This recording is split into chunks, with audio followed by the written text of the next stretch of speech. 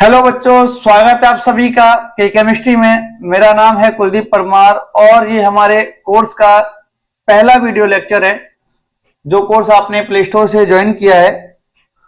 आज हम लोग पढ़ने वाले हैं बेसिक कॉन्सेप्ट्स ऑफ केमिस्ट्री, यानी कि रसायन विज्ञान की मूलभूत अवधारणाएं।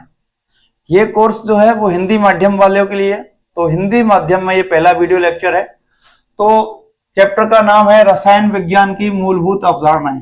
रसायन विज्ञान की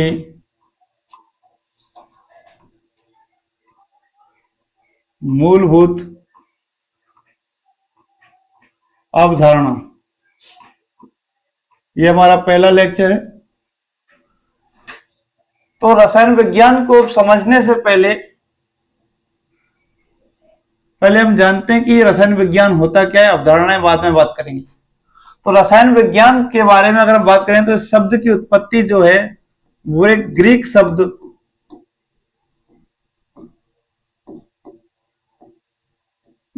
शब्द कीमिया से हुई थी। क्या शब्द है? कीमिया। इस कीमिया का अर्थ होता है अवक्रियाएं।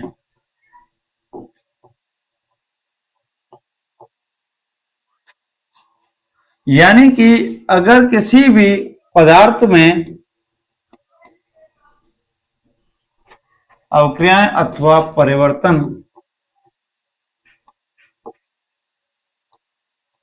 यदि किसी पदार्थ में किसी भी प्रकार का कोई भी परिवर्तन अगर आपको दिखाई देता है तो उस परिवर्तन के अध्ययन के लिए जिन शाखाओं का, जिन विधियों का, जिन गुणों का उपयोग किया जाएगा वो रसायन विज्ञान की अवधारणाओं के अंतर्गत होंगे।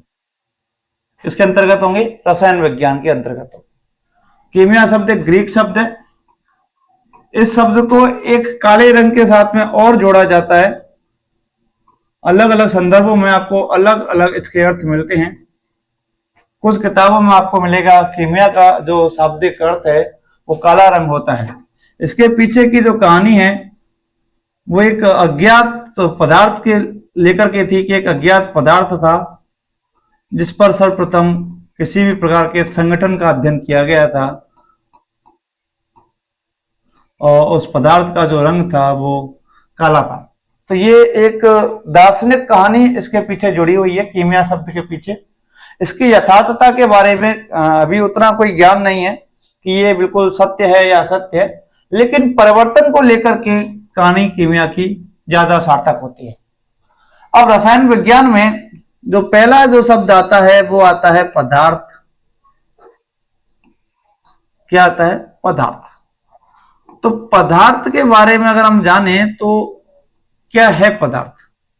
तो पदार्थ उन वस्तुओं को कहा जाता है जिनके पास कुछ स्थान हो, यानी कि जो स्थान घेरती हो, मतलब ऐसी प्रत्येक वस्तु जो स्थान घेरती है और साथ ही साथ उसका कुछ ना कुछ द्रव्यमान भी उपस्थित हो। क्या उपस्थित हो? द्रव्यमान।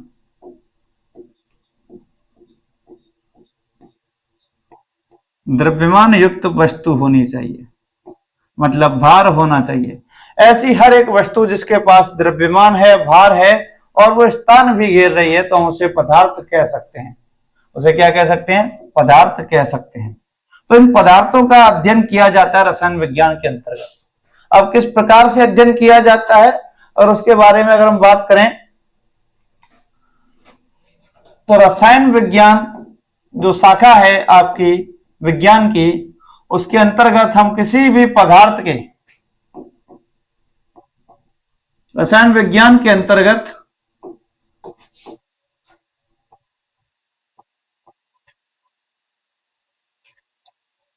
पदार्थ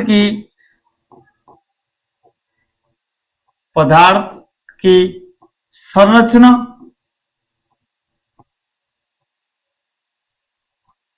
उसके संगठन,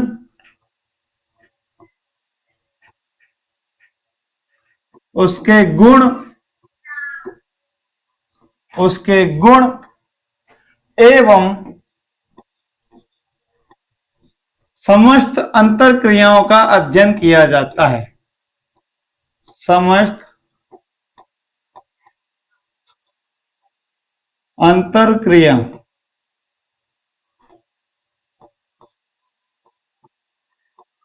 उनका अगर अध्ययन किया जाए तो वो रसायन विज्ञान है। क्या है? रसायन विज्ञान। दैनिक जीवन में अगर हम रसायन विज्ञान के उपयोगों की बात करें, हम चलते हैं दैनिक जीवन में रसायन विज्ञान का क्या उपयोग है। तो रसायन विज्ञान का दैनिक जीवन उपयोग बहुत ही ज्यादा विस्तृत रूप से किया जाता है। जैसे कि खाद्य उर्वरक बनाने में, जो उर्वरक होते हैं कृषि के लिए, जैसे कि विभिन्न प्रकार के यूरिया जो है, विभिन्न प्रकार के कीटनाशक जो हैं, इन सभी का संश्लेषण जो है रसायन विज्ञान की सहायता से किया जाता है। तो उर्वरक है, कीटनाशक है, इनका उपयोग करके हम कृषि को बेहतर बनाते हैं। तो कृषि क्षेत्र में रसायन विज्ञान का उपयोग किया जाता है। अगर हम कहां चलें, कपड़ा उद्योग की तरफ चलें, टेक्सटाइल इंडस्ट्री की तरफ चलें, उद्योग लेवल पर चलें, तो विभिन्न प्रकार के जो रेशे हैं, कृत्रिम रेशे, कृत्रिम रेशों में उदाहरण आता है नायलॉन का।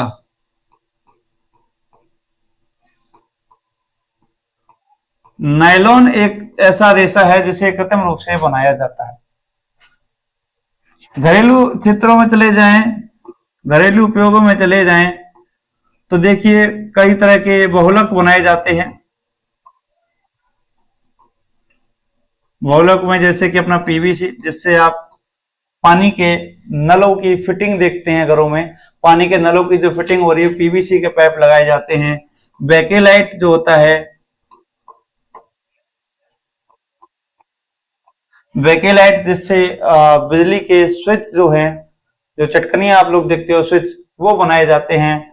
और काफी सारे खाद्य परिरक्षक जो होते हैं, खाद्य परिरक्षक, खाद्य रंग, साबुन, अपमार्जक, विभिन्न प्रकार के क्रीम, तेल आदि का संश्लेषण जो है वो रसायन विज्ञान के अंतर्गत आता है। अगर हम चलें चिकित्सा के क्षेत्र में चलें, तो चिकित्सा के क्षेत्र में भी रसायन विज्ञान का काफी उपयोग है। विभिन्न प्रकार की जो औषधियां हैं, उसमें जो केमिकल्स होते हैं वो रसायन विज्ञान बना के देता है। कुछ औषधियों के उदाहरण जो आपके एनसीईआरटी में मेंशन है वो हैं सिस्प्लेटिन, सिस्प्लेटिन एवं टैक्सोल।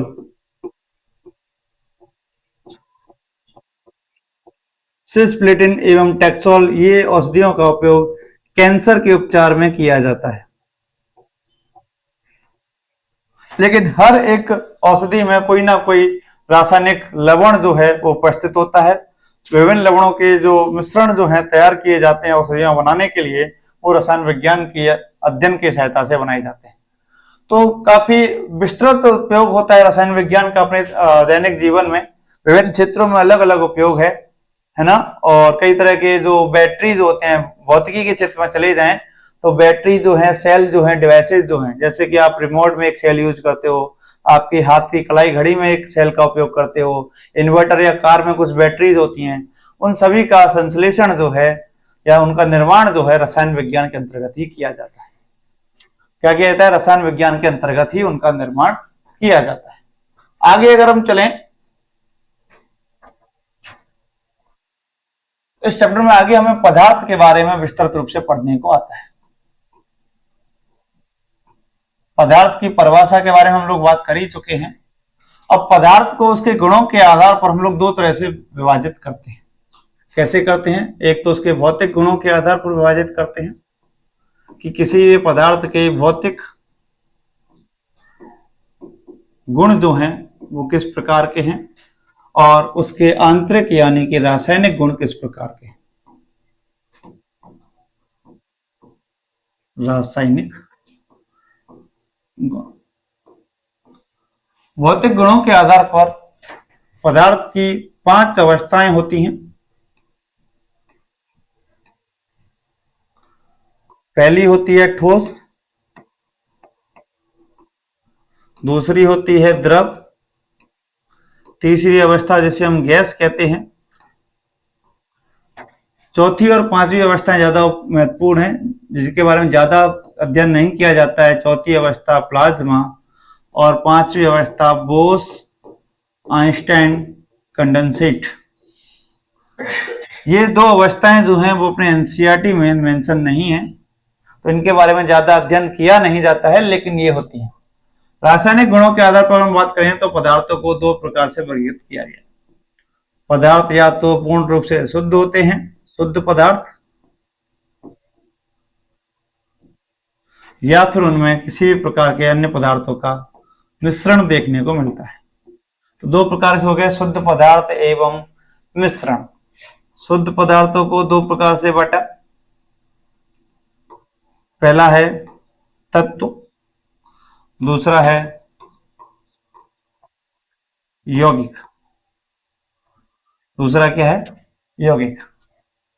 तत्वों में दो हैं, परमाणु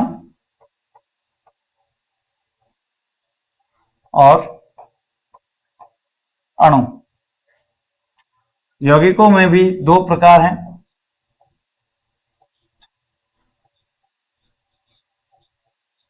कार्बनिक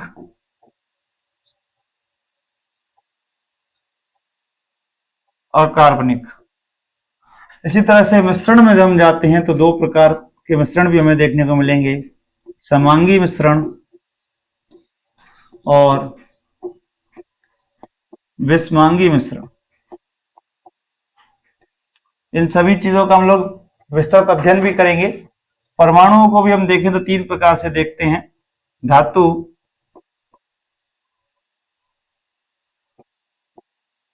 अधातु एवं उपधातु। तो ये पदार्थ का पूर्ण वर्गीकरण है कि पदार्थ था, दो प्रकार के गुण हमने देखे, भौतिक गुण, रासायनिक गुण। भौतिक गुणों पर हमने देखा ठोस, द्रव, गैस, प्लाज्मा और बोस आइंस्टाइन कंडेंसेट, पांच अवस्थाएं थी। इसमें से तीन अवस्थाओं को विस्तृत रूप से अध्ययन किया जाता है, ठोस, द्रव एवं गैस को, बाकी दो को छोड़ दिया जाता है। रासायनिक गुणों में दो प्रकार से हमने विभाजित किया, शुद्ध पदार्थ और मिश्रण के रूप में। शुद्ध पदार्थों को आगे दो तरह से विस्तृत किया है हमने, तत्व और यौगिक में, और मिश्रण को हमने विभाजित किया है समांगी मिश्रण एवं विषमांगी मिश्रण में। समांगी मिश्रण और विषमांगी मिश्रण। तत्व को दो तरह से बांटा, परमाणु और अणु में, और परमाणु के तीन प्रकार होते हैं, धातु, अधातु एवं उपधातु। और यौगिकों के दो प्रकार होते हैं, कार्बनिक यौगिक एवं अकार्बनिक यौगिक। आई होप आपको ये समझ में आया होगा। आगे चलते हैं। तो पहले हम बात करते हैं भौतिक वर्गीकरण की, भौतिक गुणों की।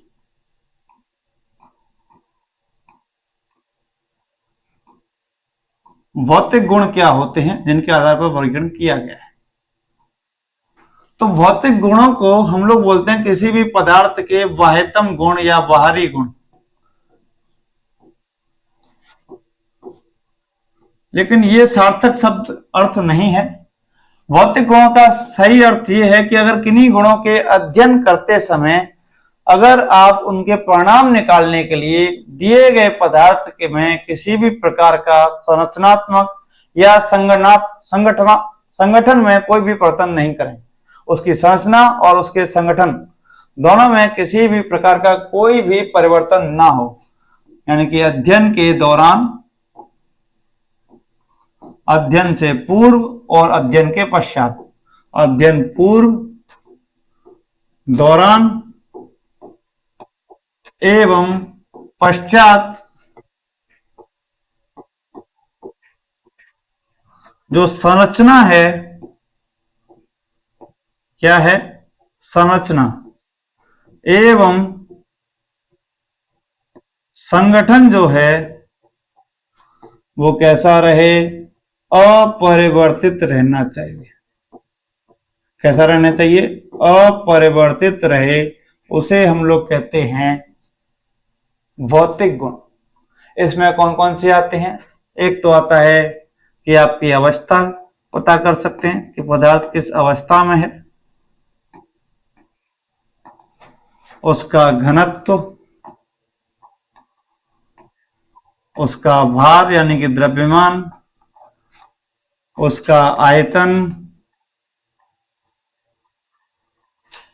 उसका गलनांक,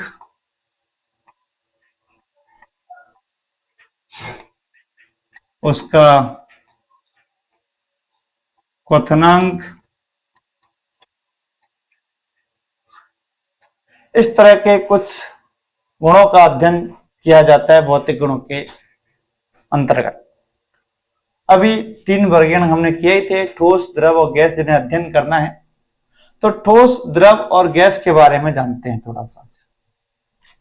पहले हम चलते हैं किसकी तरफ, ठोस पदार्थ की तरफ। किसकी तरफ चलते हैं, ठोस। कि ठोस क्या होता है।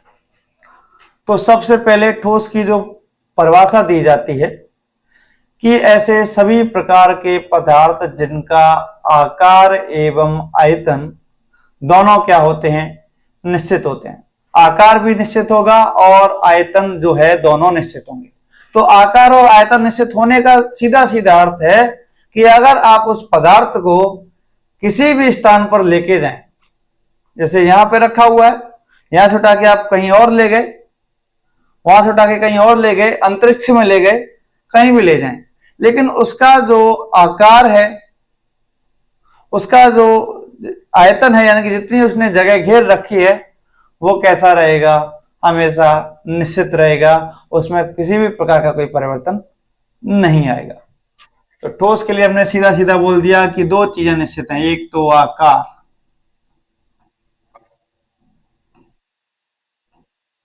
और दूसरा है आयतन, और दोनों ही क्या कर दिए,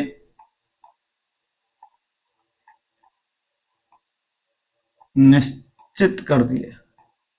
दोनों ही क्या कर दिए, निश्चित कर दिए। कारण क्या है, आकार और आयतन निश्चित होने का जो कारण है,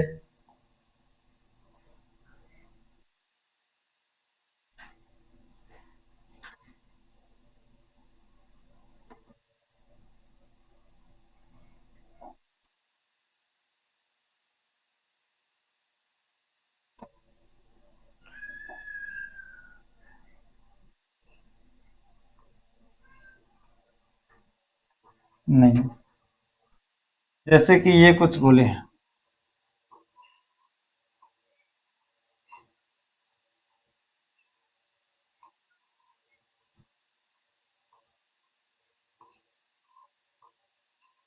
ये अवयवी कण है जिनसे ठोस पदार्थ बना हुआ है।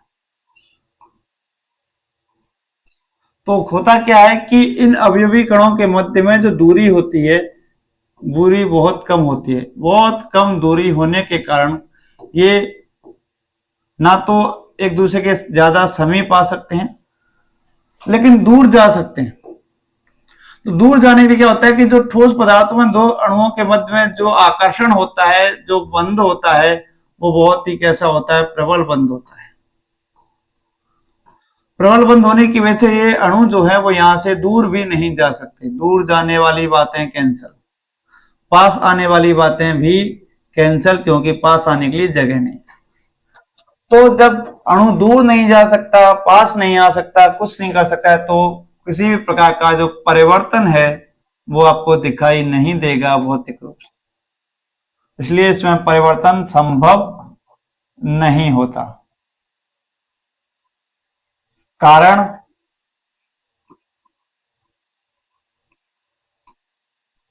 कारण है प्रबल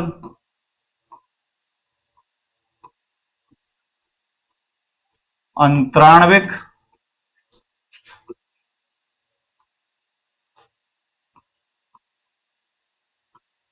आकर्षण और नगण्य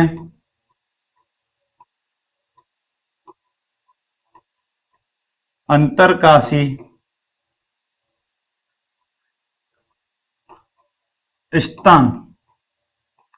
नगण्य अंतरकाशी स्थान। इन दो कारणों से क्या होता है कि जो अणु होते हैं उनकी गतिज ऊर्जा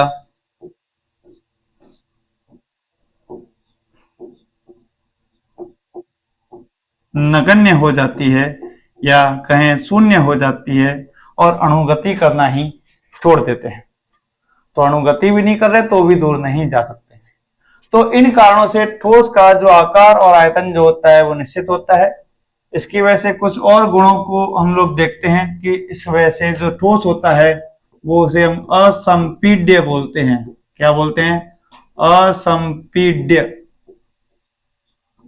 तो ठोसों में असंपीड्यता का जो गुण होता है वो इनके प्रबल अंतराण्विक आकर्षण एवं न्यूनतम या नगण्य अंतरकाशी स्थानों के कारण होता है। ठोस पदार्थों को संपीड्य नहीं किया जा सकता, मतलब दबाया नहीं जा सकता है। इसमें इनका जो घनत्व होता है, घनत्व उच्च होता है या फिर हम कहें अन्य पदार्थ की अवस्थाओं की तुलना में सबसे अधिक होता है। इनके गलनांक और क्वथनांक भी अन्य पदार्थों की तुलना में सर्वाधिक होते हैं। गलनांक एवं क्वथनांक जो है वो भी सर्वाधिक होता है।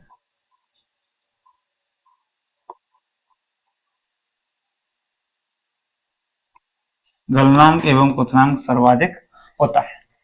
ठोस पदार्थों को उनके कणों की व्यवस्था क्रम के आधार पर दो प्रकार से बांटा जाता है, जिन्हें हम क्रिस्टलीय रूप एवं अक्रिस्टलीय रूप कहते हैं। लेकिन इन चीजों का अध्ययन 11वीं क्लास में नहीं किया जाता है, ये 12वीं क्लास का हिस्सा हुआ करते थे पुराने सिलेबस के अकॉर्डिंग, पुरानी एनसीईआरटी जो थी। हालांकि नीट और जेई के एग्जाम्स के लिए सिलेबस में कोई कटौती नहीं की गई है। तो जो 12th के कोर्सेज रहेंगे उसमें सारे चैप्टर्स रहेंगे। 11th के भी कोर्सेज जो हैं उसमें भी सारे चैप्टर्स जो नीट के लेवल से हैं उनके कोर्सेज अपलोड होंगे।